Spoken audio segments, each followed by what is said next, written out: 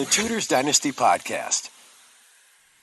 Hello and welcome back to the show. I'm your host, Rebecca Larson, and today I'm welcoming to the show for the very first time somebody I've known for quite a while, Tiffany Brown. Welcome, Tiffany. Hi, thank you.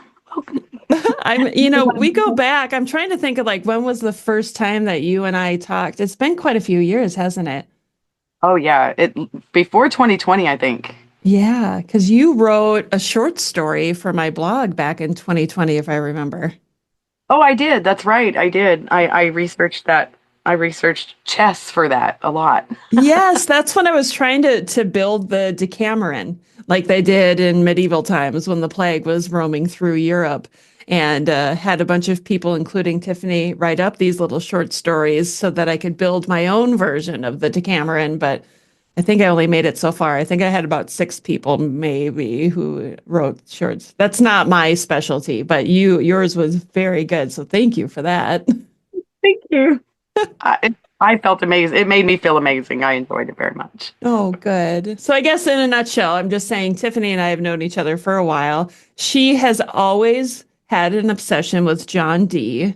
And this is a subject I know very little about. And so that's why I invited Tiffany here today, because I want to learn about John Dee and I want to teach everybody else about him. So to get started, I'm going to ask you the cliche question, why John Dee? Oh my God, I thought you'd never ask. So Dee is just amazing. There's so much information about him. When I first stumbled upon Dee, it was under the idea that he was this polymath and that he was 007, and I didn't really know anything else about him. And then the more I dug, the more I found out, and there's just so much to learn, and more and more. And there's these whole swaths of people, other groups of people that were interested in education about Dee, whether it be in metaphysics or science or history, his interest in spirituality, him as a witch, the influence that he's had on history, whether it's been for good or bad. I'm just absolutely floored. He's amazing. I love that you love him so much because that's where the passion comes from when you're so excited. I want to know let's go start with maybe his background a little bit because he was born during the reign of Henry VIII, right? Yes, yes, he was. And his father was Roland Dee. He was a servant to King Henry VIII. He's often called a vintner to the king.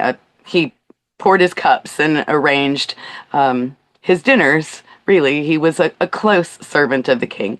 And he intended that his children should never benefit from his close association with the king, which is maybe part of partially prophetic for Dee, maybe. So he does enable his son to go to school, and he Dee goes to John's College, and he gets his bachelor's and his master's there. But they do not approve him to become a fellow. But King Henry VIII makes him a fellow of Trinity College, a founding fellow, where becomes the Greek underwriter or the Greek underreader. So he's not an important guy in the college. And later on in his compendious rehearsal, which is his something that he writes in 92 to Queen Elizabeth to explain his life and why he needs her support or deserves her support. But in his compendious rehearsal, he says that he first gets his reputation as a wizard during college, during a production of Pax Aristophanes, Peace is a Greek play, and in which there is a golden beetle that's lifted up into the air with an actor on its back, and he supposedly found the instructions on how to do all the pulleys and whatnot also, and he could understand that. And so put that into effect and blew everybody's minds and so got this wizard moniker. And that's maybe true-ish, less true than maybe Dee would have liked people to think. Um, because of course we know that theater was big in the Tudor era. The townspeople knew how to put on these pageants, so a few pulleys probably wasn't what made people think he was a wizard. It makes me wonder, and I don't know if you know the answer to this or not, but like, did he study Da Vinci at all? I feel like Da Vinci was like the inventor of so many things. I believe that the short answer is probably yes to some extent because they were semi-contemporaries. But he was really impressed with a fellow named Roger Bacon and also another Hermes Trismegistus, and I'm sure I've butchered his name. But they were into astrology and Kabbalah and the belief in everything having a name and that name being part of it and the ability to control it. Even going back to like the biblical idea that Adam named all of the animals, that you would have this true name that could be that everything did, and that there was this inner structure that everything depended upon, that could be moved upon. And that was probably Dee's math there when he writes his um, hieroglyphic monad, and that's his great contribution to the maths. So he was, that's the word that they always use for him. He's a polymath. He knew it all. He was into math. He was into science, astrology, astronomy, cartography, exploration, history, genealogy. He was big into genealogy. He Oh. was very proud of his Welsh heritage and had a genealogy drawn up to show Queen Elizabeth how he was on a lesser branch, but still a branch of her family. So, Oh, interesting. Okay, so you mentioned he went to university. After he graduated from university, where did he go? What did he do with his life from that point? well, he may or may not have graduated. At least we know that he didn't graduate with his doctorate out of England, but he did go from England to Louvain and Paris, and he taught Euclid, or he wrote the opening for Euclid, and that this again was geometry. And at Louvain, it was required that if someone was going to be teaching on Euclid, which was almost like no one could understand it, so certainly hardly no one was teaching it. It was required that they be there. So when he's teaching Euclid at Louvain, it's standing room only. I mean, no one can get in, and he's very proud of that. He probably should be. He sounds like a very charismatic type of personality. Maybe I don't, or captivating. Like the way you talk about him, it seems like he knew how he had this passion and he knew how to get people interested in things. Yes and no. I think that after his life, that has really become true. And I think during his life, he really wanted that to be true. But I think time and time again, that it was the passion and the interest maybe that drew people in. But being personally charismatic wasn't really his thing. Like, somehow he was never a favorite of Queen Elizabeth, even though she would visit him at his home and would learn from him, and roughly was even the same age. And, many times there just seemed to be someone else just a little shinier and would get the job instead of him. And, that again and again seemed to be his lot. Oh, poor guy. Okay, never mind. I take back what I said. Oh, I'm glad you asked.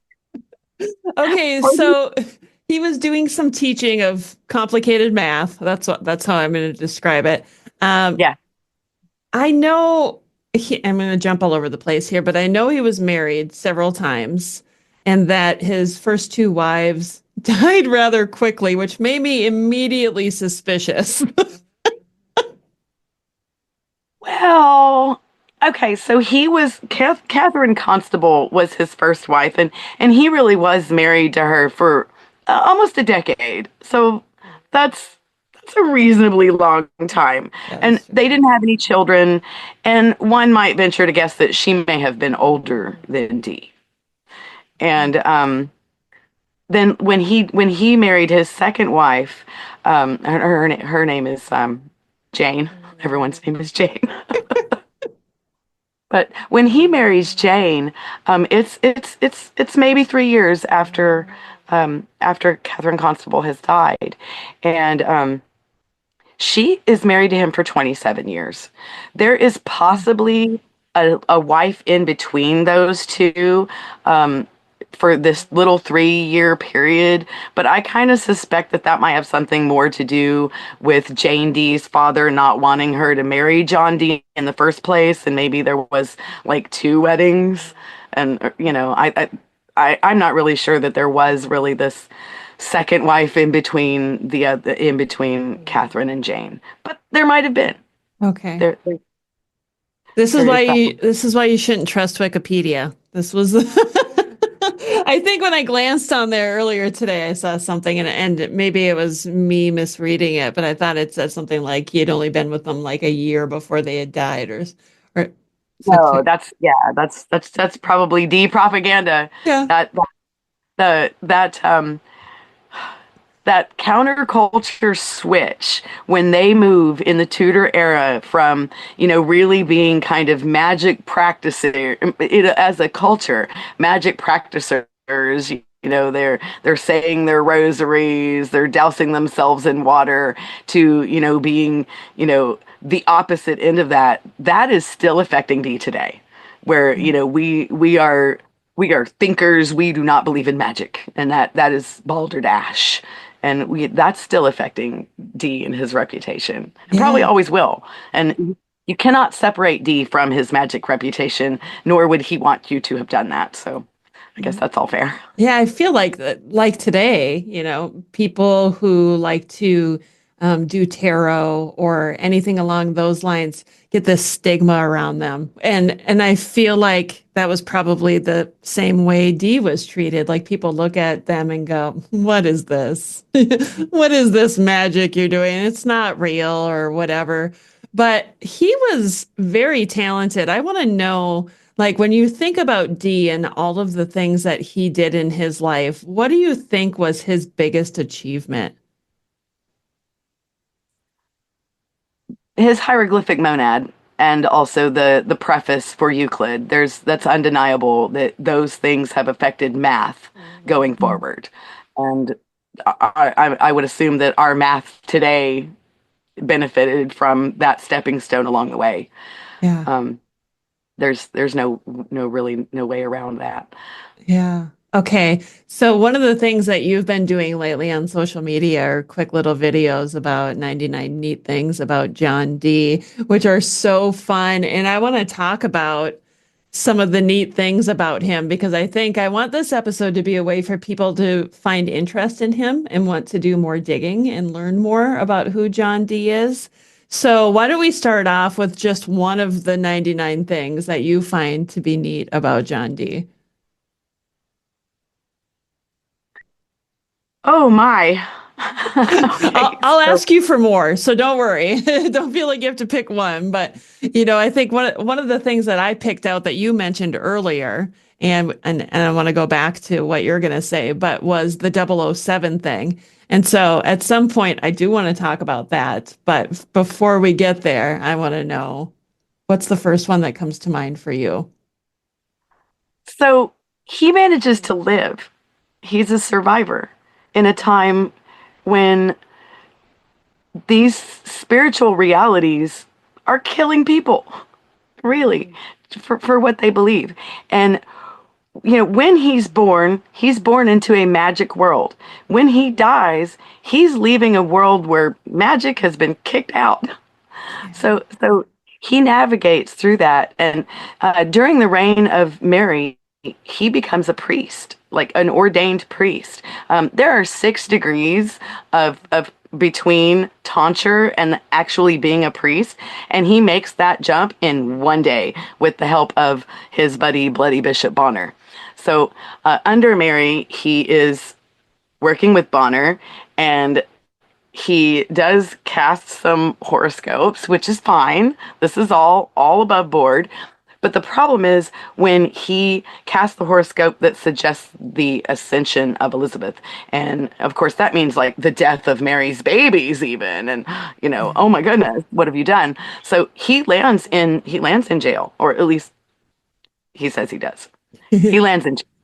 And later on, he says he does. Let's say that way. But, reasonably, he does. And in fact, Fox's Book of Martyrs says that he does spend some time in prison, and he has a cellmate, Bartlett Green, and Bartlett Green does not survive.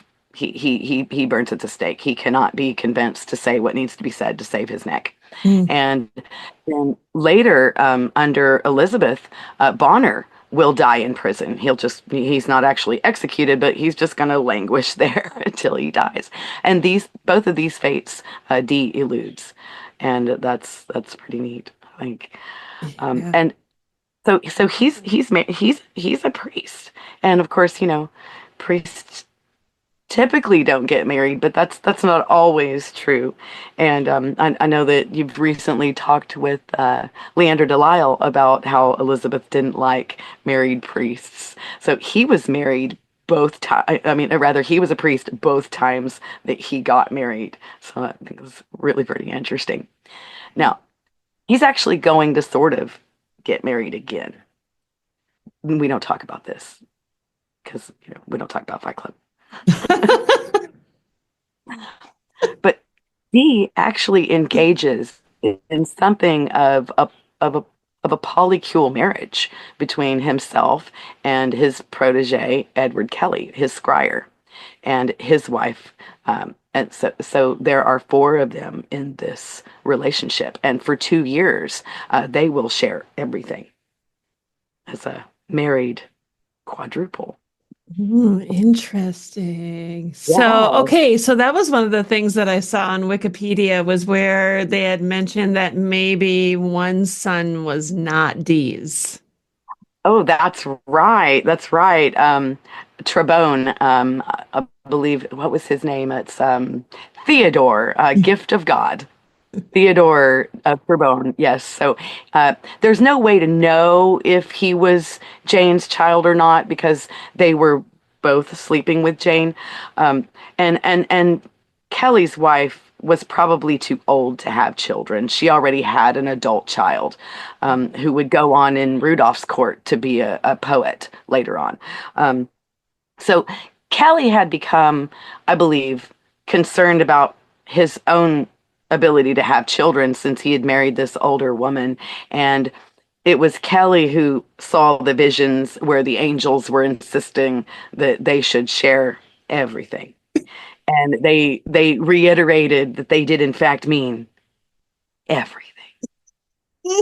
I just imagine this conversation like, yeah, God sent me this vision and he wants me to share your wife with you.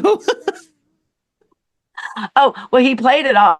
He definitely did the, oh no, well, I think they meant this. Dee's like, no, they couldn't have possibly meant that. And they're like, no, I think he did. Let's check. They did mean that. Yeah, he really kind of played it off. And of course, the angels were going to withdraw their favor and they were no longer going to help them make the Philosopher's Stone to create gold out of nothing, out of, son of Mercury or son of Ferris. But they had these successes, in theory. Supposedly Kelly is producing gold and now he wants his comeuppance. He wants paid. I love this. So saucy, so scandalous. Okay, so we go from the scandal to let's talk about his prediction for Elizabeth the First coronation, right? Because I feel like that's the one thing we hear the most about how she went to him. How did that come about? Was he already familiar with her, or how did she know about John Dee? So I really think that the answer is yes. I really think that we cannot trace a first meeting.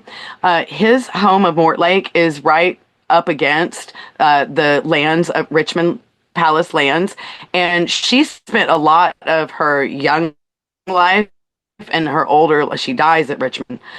She spends a lot of her time at Richmond, and Dee would have moved in these circles with these same kids. I mean, even though she's the princess and kind of away from court, and he's obviously not a princess and away from court, but they're still moving in a lot of these same circles. He is deeply involved with the Kentish nobility, and that's the Dudleys. That's your and he's Dudley's man, and he's Pembroke's man. He is originally he does a lot of work for Black Will Herbert, who is the husband of Anne Parr. Oh, And yeah. so he knows these, and he's deeply involved. He's deeply involved and close to Mary's administration. And his father is caught up in the scandal with Lady Jane Grey, and he doesn't die, but he just kind of, between the scandal with Lady Jane Grey and then a following scandal with the Wyatt Rebellion, he kind of just loses credibility and is probably lucky to retire into obscurity. And it kind of messes with Dee's reputation a bit through his life. But so Elizabeth is introduced, we'll say, when she ascends the throne, because he's Dudley's man, and probably they have already decided what day is going to work for the coronation. But they traditionally, Dee chooses the date. He probably gives it the stamp of approval for the astrological signs. It does rain. Yeah, that didn't quite work out in his favor that way, did it?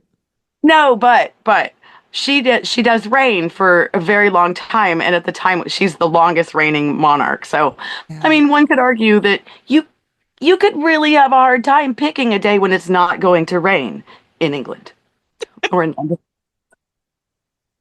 Yeah, that's true. Okay, I have to go back because you said John Dee was Dudley's man, and when you say Dudley, do you mean John Dudley, the future Duke of Northumberland?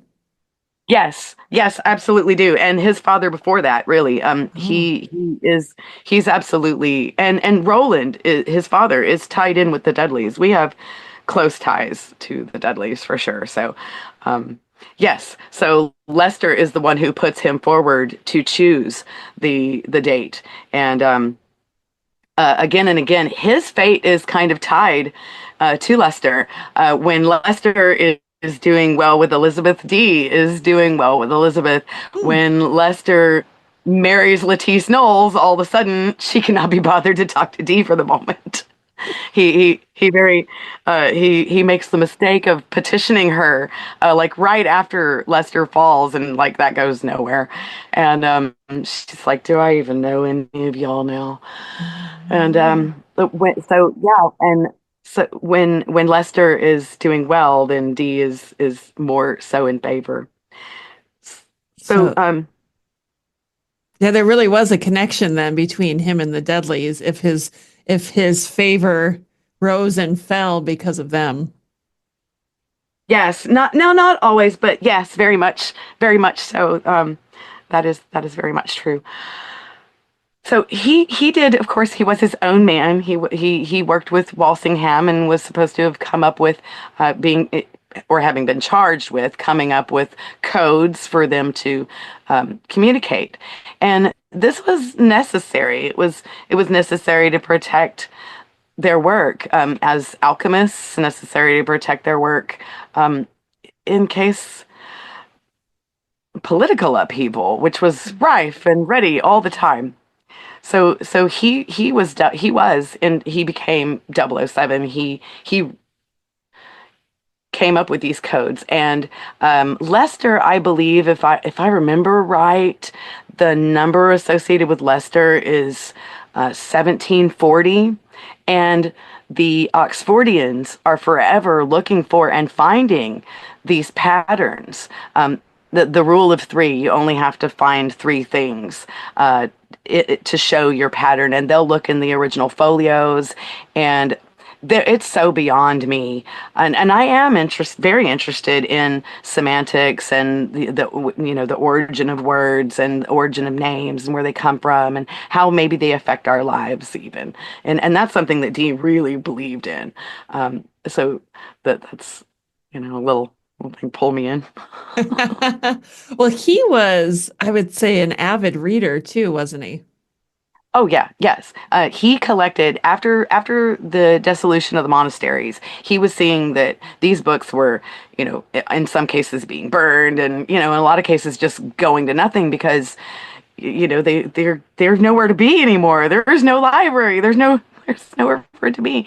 So he wants to protect these books, and he actually suggests to Queen Mary, a national library, and that's kind of rejected. But eventually they pick it up and kind of do it without him. But Mm. he does. He has his own personal library at Mortlake, and it is the largest library in London and in England, and possibly Europe, but definitely it's a massive library. He claims 3,000 books and a couple hundred manuscripts, and in addition to that, he's got these massive curiosity cabinets and he spent quite a bit of time in Europe after university, and both teaching and learning. He learns from Mercator. He learns from uh, what's his name?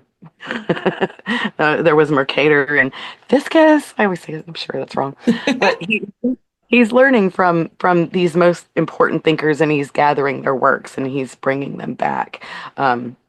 Nunez is one that he learns from, Pedro Nunez, and what are called loxomal lines. So as you move, as you move away from the equator, as you get closer to the poles, the parallel lines get closer together when you're trying to travel. And so to plot these lines, um, Dee perfected his paradoxal compass.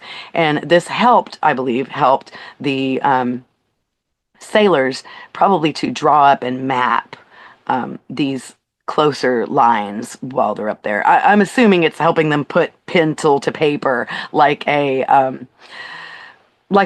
compass, like a math, little thing you hold on to and turn it and you put the Yeah. pencil down, like that. Because they're moving on a ship and they're trying to plot these maps out. But anyhow, so this paradoxal compass is his invention, and it helps them to navigate these closer parallel lines, and helps with navigation and discovery. In fact, the age of discovery just kind of explodes during Dee's era, and we see this happen with the Spaniards, and with the English, and really the French. Everybody's doing.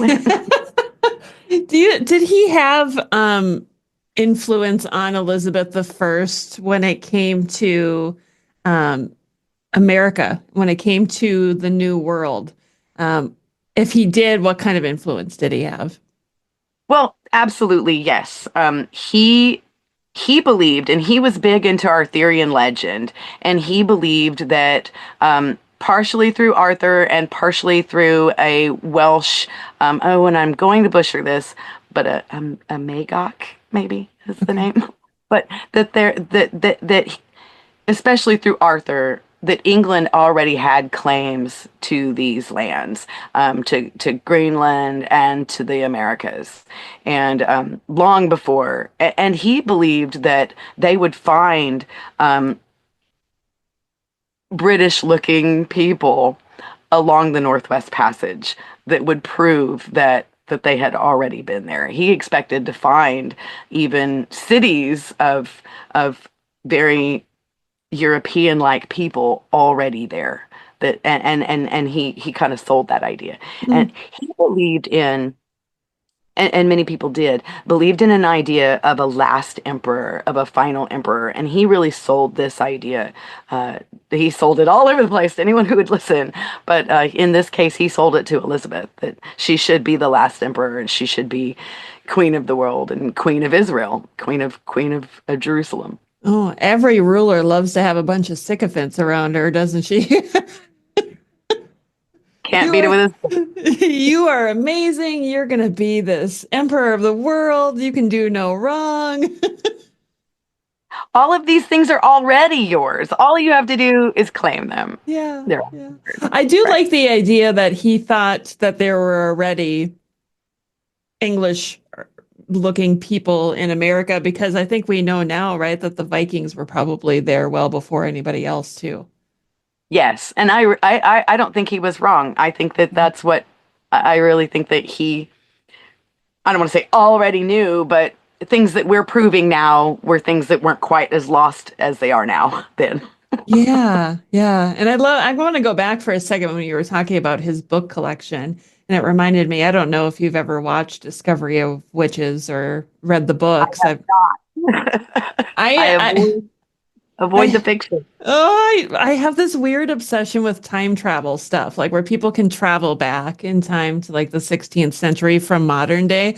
I love those little time slip type novels and stuff like that. But in Discovery of Witches, and I don't know if it was in the books or not because I didn't read them, there is a scene where they travel back to the 16th century because they are looking for a specific page in this book, and they need this page to be able to complete something.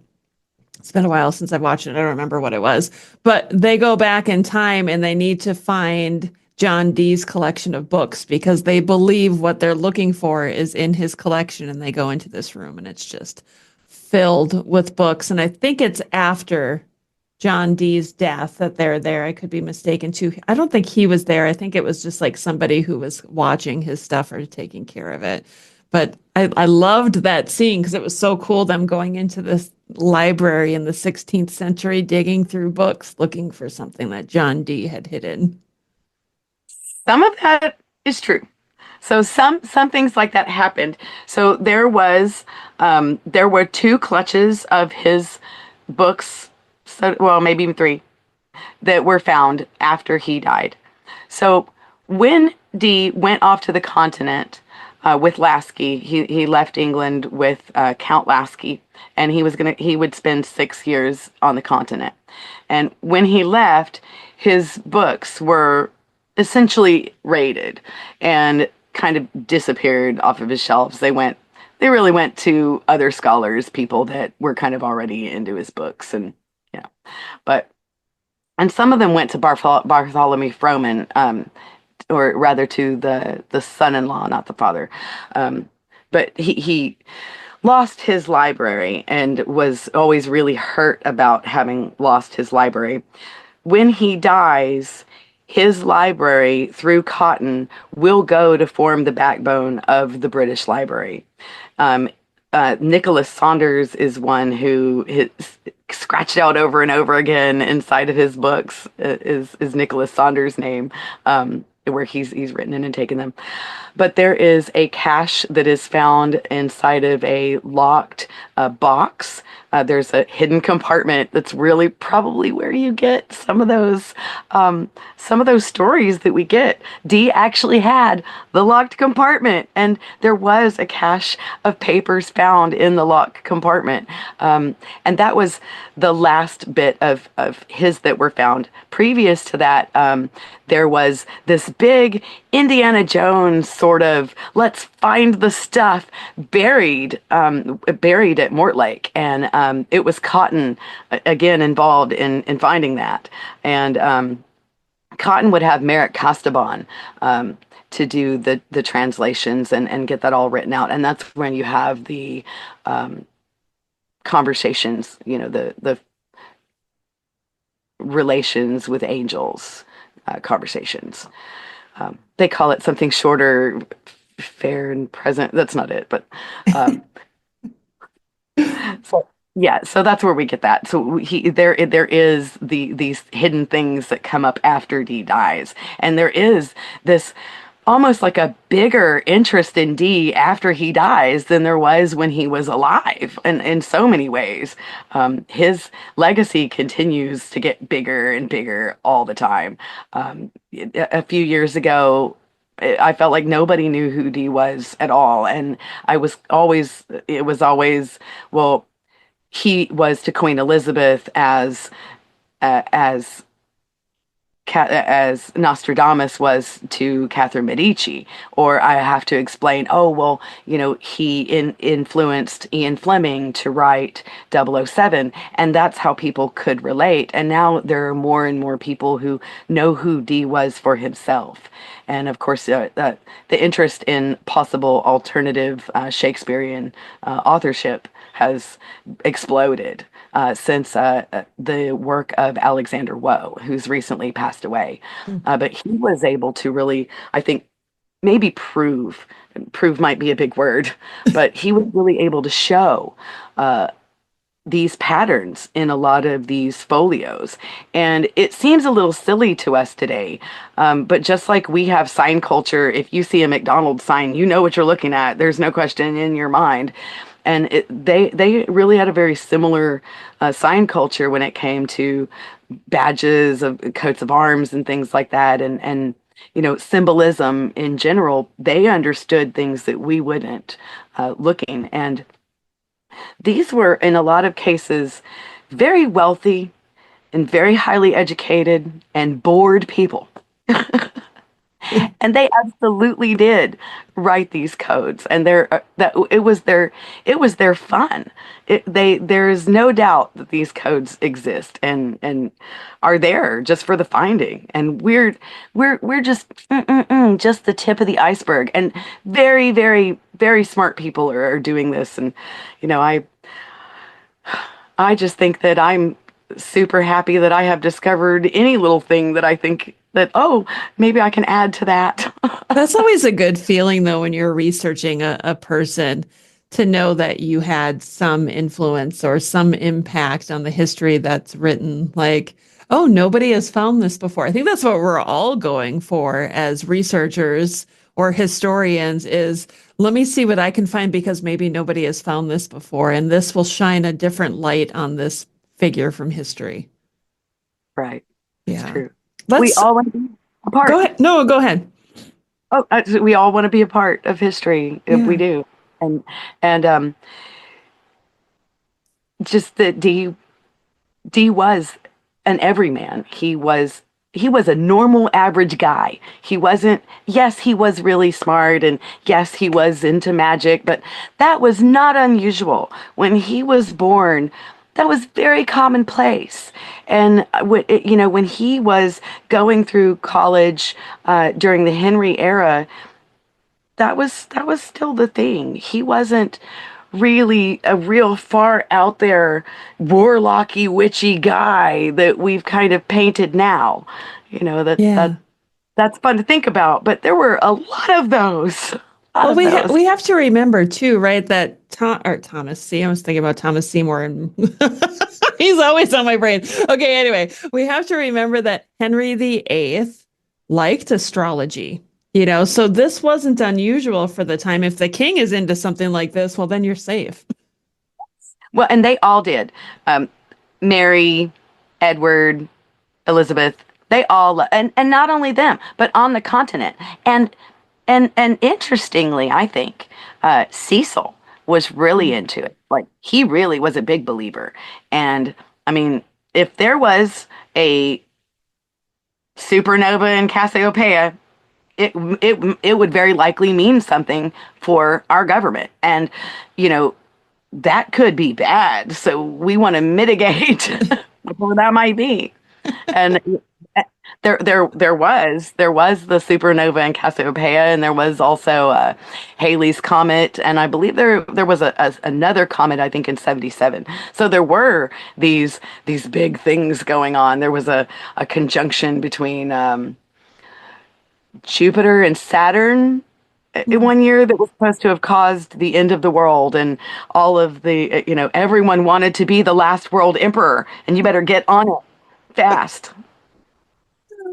Now, see, now you're talking about this, and I think back to like the Wars of the Roses and the three sons of York and how they're on the battlefield and they see the snow dogs, right? And it's like this mystery to them. They think it's a sign from God. Did John Dee understand the science behind, let's say, sundogs, or did he know what a solar eclipse was or a lunar eclipse? Because it always seems like during this time it was a mystery to these people, but he seems like a man of science. So did he understand these things? Officially, Dee did not believe in a heliocentric universe. In a heliocentric, he did not believe that the Earth traveled around the sun officially. Okay. But the Copernican theory already existed, and Dee very much believed in that. When he would write, that's not the that was very dangerous. So yes, the answer is yes. He did understand. He did very much understand.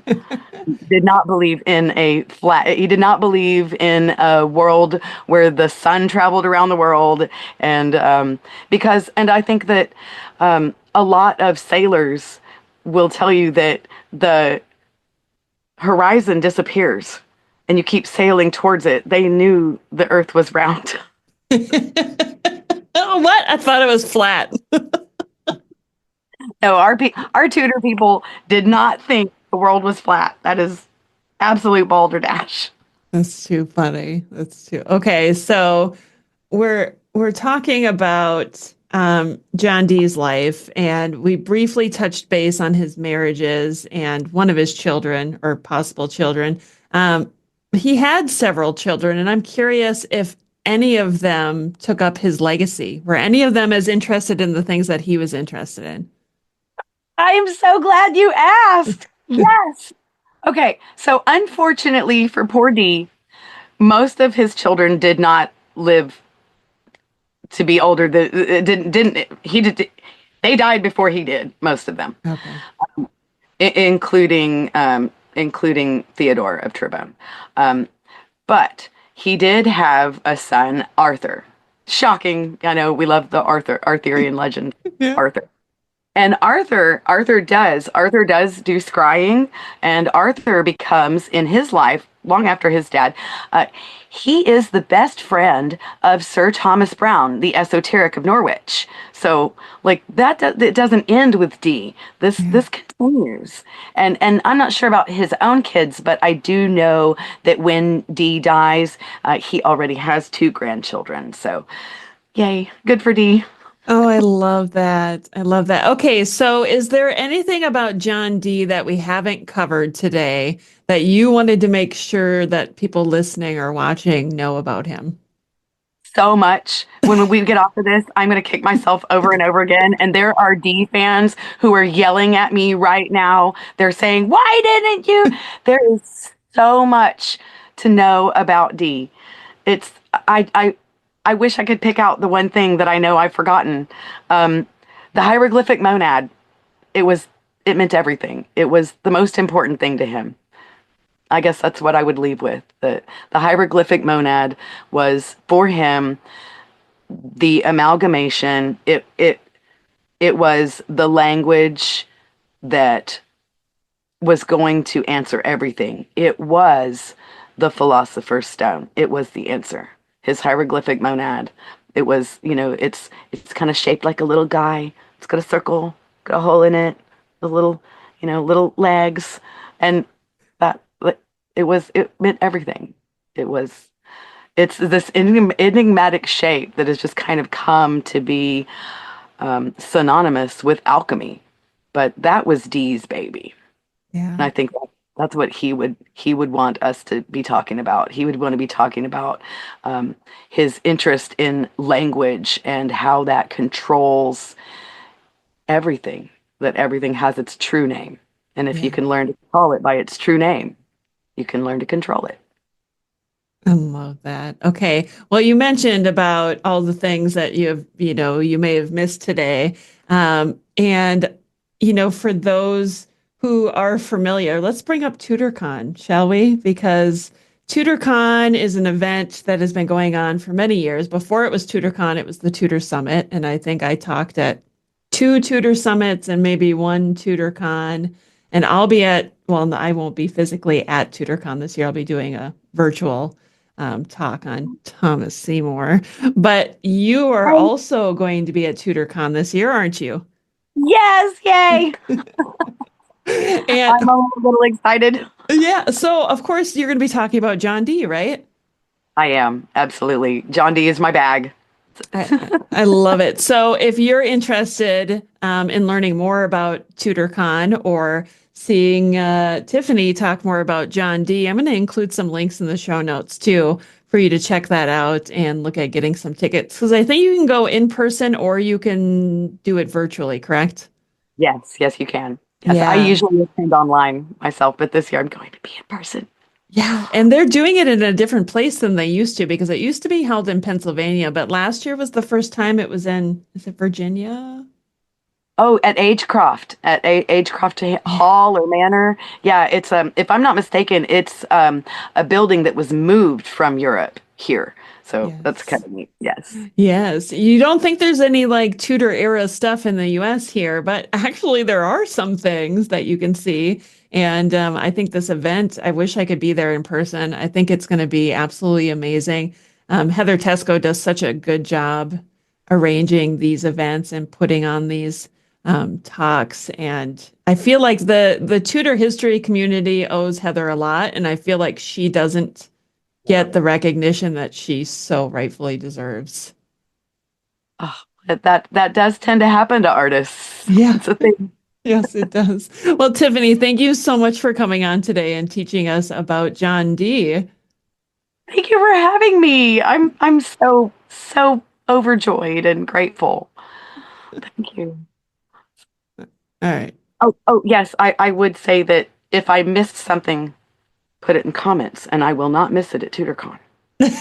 There we go. Yes. If you have any questions, if anything comes up after we chatted today, you can comment. You can probably reach out to Tiffany on social media too, because you're on social.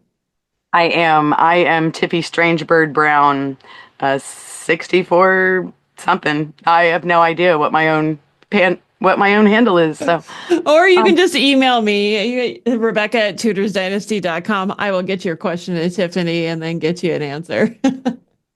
All right, Tiff, thank you. thank you so much. And that concludes another episode of the Tutors Dynasty podcast. Thank you so much for listening.